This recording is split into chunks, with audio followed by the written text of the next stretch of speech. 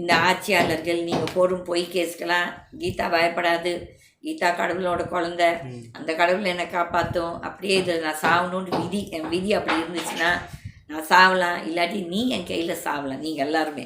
That is கடவுள் கண்டிப்பாக கம்னு இருக்காத, பேசு, நீ மக்களுக்காக பேசு. ஏன்னா மக்கள் பிரதிநிதிகள் எதை பற்றியும் பேசுவதில்லை. அவங்களெல்லாம் பிஸியாக இருக்காங்க, கொள்ளை அடிக்கல. நான் எதுக்கு இந்த கருப்பு நீ போட்டுக்கிட்டேன் தெரியுங்களா? ஃபஸ்ட்டு வந்து இந்த கடலூர் குழந்தைங்க பாவம், என்னவோ அந்த குழந்தைங்களோட அப்பா அம்மா எவ்வளோ ஒரு சோகத்தில் இருப்பாங்கன்னு சொல்லிட்டு எனக்கு புரியுது இந்த சோகத்தை பற்றி. ரெண்டாவது வந்து இந்த பிரிட்ஜுகள் எல்லாத்துலேயும், இந்த பீகாரில் பிரிட்ஜ் உழுது, Gujarat, the so called great state, developed state of the great Modi, the great BJP, எவ்வளோ அழகாக வந்து உங்கள் பிரிட்ஜஸ் கட்டியிருக்கிறீங்க, எந்த லட்சணத்தில் இருக்குதுன்னு சொல்லிட்டு மக்கள் பார்த்துட்டு தான் இருக்கிறாங்க. ஆனால் மறுபடியும் இந்த மக்கள் ஆக்ஷன் எடுக்கிறாங்கன்னா இன்னும் எடுக்கலை.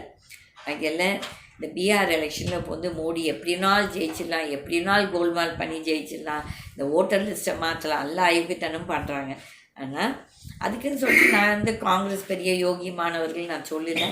பட் ஏதோ ஒரு இது இன்றைக்கு ராகுல் காந்தி ஏதோ பேசுது, அட்லீஸ்ட் அது கொஞ்சம் நம்ம கேட்கலாம் என்ன ஏதுன்னு சொல்லிட்டு. யாரோ பண்ண ஊழலுக்கு எல்லாமே ஒருத்தர் மேலே பழிய போடக்கூடாது, இவங்க எல்லாருமே பதில் சொல்லணும். இப்போ நடந்திருக்க இந்த ரயில்வே ஆக்சிடெண்ட் வந்து சென்ட்ரல் கவர்மெண்ட் இது, அந்த ரயில்வே மினிஸ்டர் அந்த ஆள் நீங்கள் வந்து பார்லிமெண்ட்டில் பேசுறது பார்த்தீங்கன்னா ஒரு ஐஏஎஸ் ஆஃபீஸர்.